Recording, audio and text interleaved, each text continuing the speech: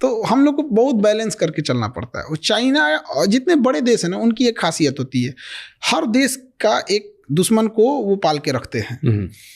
China जो है, America ज़्यादा कूदेंगे ना, चाइना उठाएगा नॉर्थ कोरिया, वो पगला को कुछ हथियार और पैसा दे देगा, उधर 4-5 मिसाइल मार देगा, उधर तुम उलझे रहो।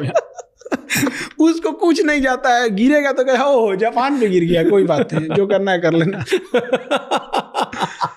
उसको क्या जाता है, उसको अपने क्लोज इकोनॉमी। उसके यहाँ कोरोना के मरीज मिले थे सब, सुबह में 8, शाम में सबको मार दिया।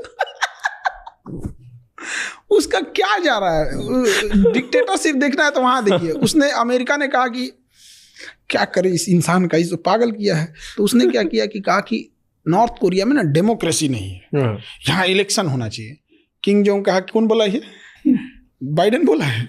उसने कहा कि अगले महीने इलेक्शन कराओ।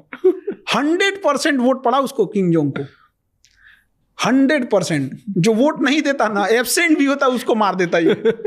100% वोट पड़ा। अब अमेरिका कह रहा है कि ये इलेक्शन अच्छा नहीं हुआ है। कह रहा तू अपने यहाँ का इलेक्शन देख, तुम्हारे यहाँ के इलेक्शन कमीशन से कराएंगे अपना इलेक्शन। तो हर बड़े देश यही करते हैं।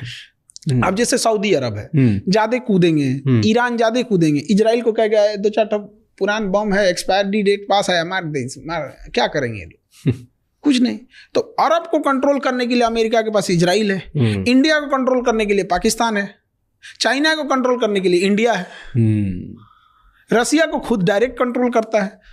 तो हम लोग ज्यादा नहीं ना उड़ सकते हैं, डिपेंडेंट नहीं है। चाइना क्या कर लीजिएगा, अब चाइना को कैसे कंट्रोल करना पड़ेगा, उसको खूब से खूब करेगा, इंडिया को क्या देगा, ज्यादा हथियार देने लगेगा। चाइना का तो देना उसको, इंडिया किसी का नहीं सुनता है। फिर उसको ये भी देखना है ना कि चाइना के बाद हमें इंडिया को ही कंट्रोल करना है, क्योंकि थर्ड तो हम ही लोग हैं। तो अगर चाइना और अमेरिका कभी लड़ेंगे ही ना, बड़े लोग नहीं लड़ते।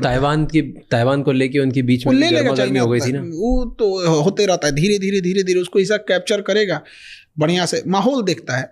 जैसे 1962 में जब हमारे यहाँ वार हुआ था, रसिया हमें बचाने नहीं आया था, बचा भी नहीं पाता, क्योंकि चाइना वो उस माहौल को तलाश रहा था कि 1960 में हम लोग का पंचशील समझौता खत्म हो गया था।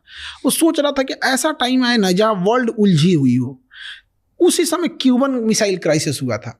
ऐसा लग रहा था कि अमेरिका और रसिया में परमाणु युद्ध आज हो जाएगा कि शाम में होगा कि सुबह होगा, कुछ नहीं पता। मार दिया 62 में।